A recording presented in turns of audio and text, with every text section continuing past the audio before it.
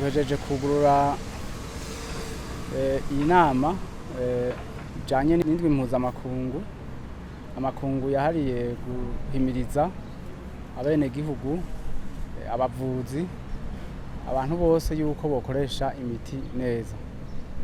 ngaha mu gihugu cacu sagaseseshwa rumuri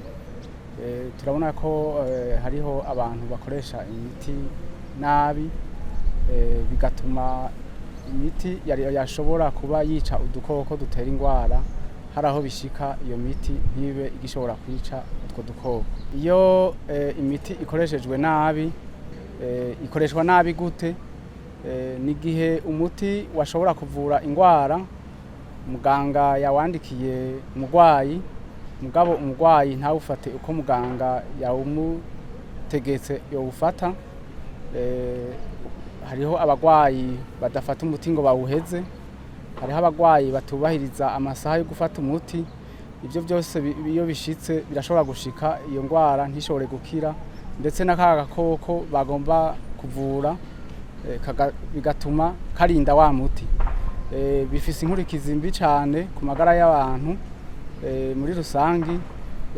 abagwayi ni ukuvuga ko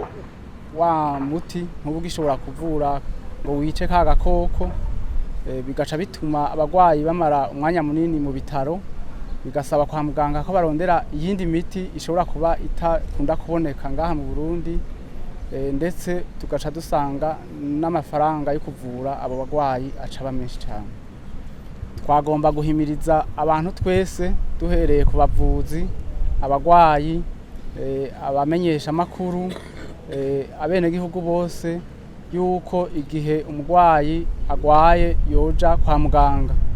duhimiriza rero abenegihugu yuko umuti kugira ngo umuti ufatwe neza gufata umuti twandikiwe n'umuvuzi yemewe na leta tugaca duhimiriza abenegihugu yuko umuti muganga yemewe na leta yandikiye